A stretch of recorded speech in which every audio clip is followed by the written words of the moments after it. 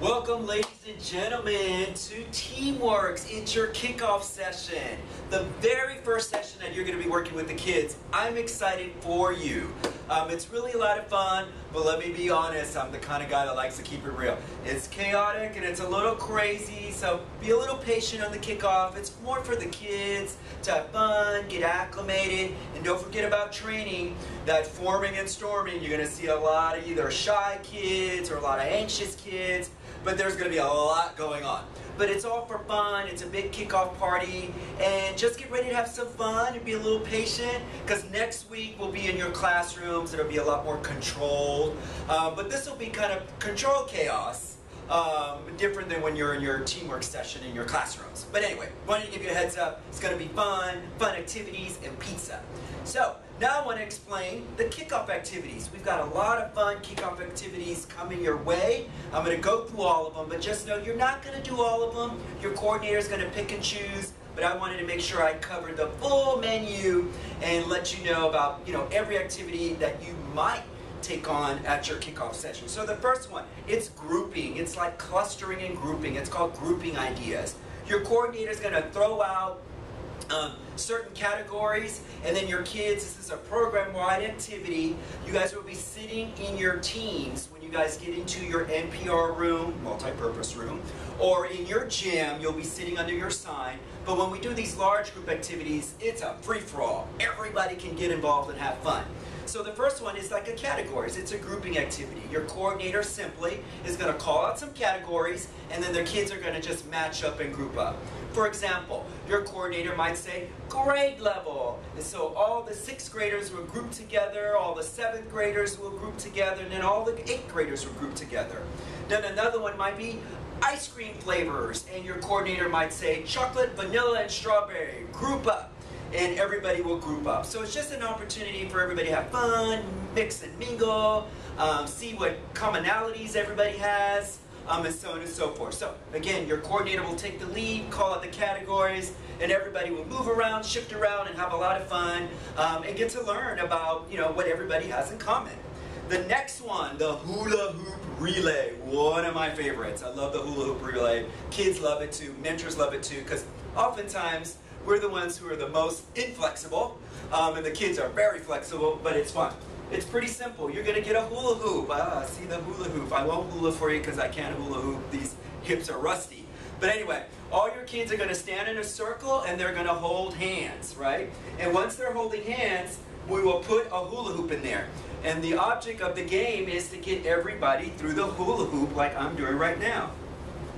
Pretend there's 2 people, and so on and so on. So everybody will go around. They can't use their hands. They have to keep their hands connected, and the hula hoop has to go around the entire team with everybody trying to get through the hula hoop while keeping their hands connected, like so. All right? Again, no hula hooping for me. So that's it. Then your coordinator is probably going to challenge the kids, so you'll get a larger hula hoop on the first round of the competition. The first team to complete the competition and sit down is the winning team. So make sure you tell your kids, sit down, sit down, sit down, as soon as they accomplish it. Then your coordinator is going to give you a smaller hula hoop just to make it a little more challenging. And then they'll have a smaller hula hoop, and they'll go through the same thing again, and they'll kind of electric boogie through the hula hoop. All right? So that's a hula hoop relay. Very fun. The next one is called the motion game. And these you're going to go back to your teams. And in your teams, you're going to just stay in your group of, 10 to 14 kids. And you're going to do kind of a little name game, all right? So it's a name game. So you'll sit in a circle on the floor, and then you guys will do a little name game, and it's pretty simple. So let's say I'm in a circle, I'm a part of the team, and I'm going to say, my name is William, and I have to come up with a motion that I feel is kind of cool or unique or best represents me. I have to laugh because I'm far from cool. But I might say, William, and that's my motion to go with my name. The next person has to introduce me and do my motion. So let's say the next person's name is Kia. And let's say Kia goes, I'm Kia. This is William. And you keep going around. Now, you don't have to do everyone. You just have to do the person who introduced you. All right? So you just do the person who introduced you. You first introduce yourself, introduce the person next to you, and keep going around the circle. All right? So pretty simple. You say your name, do your little motion, and keep it moving around the circle. All right? So that's the motion name game. Really a lot of fun. We did it here in the office. That's why I was laughing, because I remember how silly we all looked as adults doing these little motions. Everybody had their own little thing.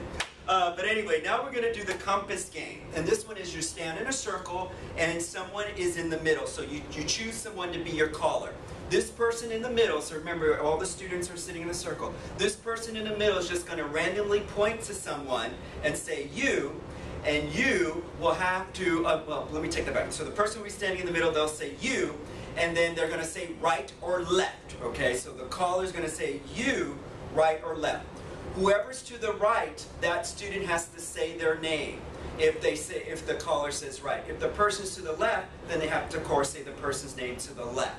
So if they get the name wrong, so again, we're trying to get the kids to commit to memory, remember each other's name. If they say the name incorrectly, then they have to then take center stage, and that person goes back to the circle. So that's pretty much it. So the caller's in the middle, just pointing at people, telling them right, left.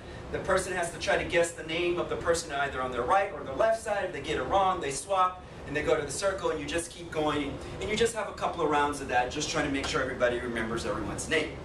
And last but not least, woo, action-packed, is Team Scrabble. And I think we've all played Scrabble at one time, whether we were good at it or not. We've all played it. I was not good at it. But Team Scrabble is a lot of fun. So pretty simply, your coordinator is going to be in the middle of the room. You guys will be in your teams. There'll be alphabet bags for every team. Every team will have some alphabets in them, a complete alphabet with extra consonants and extra vowels. And again, your coordinator is going to call out categories. So what do you students need to do? One at a time, they're going to run up to their bag. In their bag will be alphabets, will be the alphabet. They have to decide, well, let me back up. Your coordinator is going to call out a category. Let's say movies. And then in the bag will be the letters. They've got to run to the bag, pull out a letter, run back to their team, and stand in order. They're going to spell the word. Again, once they've spelled their word, they're going to sit down. And the first team, of course, to have a fully spelled word wins. So, for example, let's say the title is, the category is movies. And me and my team are going to huddle up. What do you think? I'd probably want to pick a shorter name. What do you think? Let's do Shrek. So one student at a time has to run up to the bag, look for the S, come back, and then stand there with the S. The next student will run up, they'll pick the next letter, and they'll get H, and they'll stand next to me. And so on and so on and so on. So one student at a time has to grab a letter, then they'll spell it. Once they've spelled Shrek, they're going to sit down, and then they're the winning team. All right? So that's pretty simple. Team Scrabble, again, your coordinator is going to be there, kind of, shouting out all the directions and the instructions. When you're wrapped up with that, you guys are going to have pizza. Don't forget your mentors only session, which will be right afterwards. And that's it. So welcome to TeamWorks. I'm so excited for you. I can't wait for you guys to get started and start working with your kids. And don't forget, it's organized chaos on the first day. But you'll get through it. You'll live through it. All right. Welcome, welcome, welcome, welcome to TeamWorks.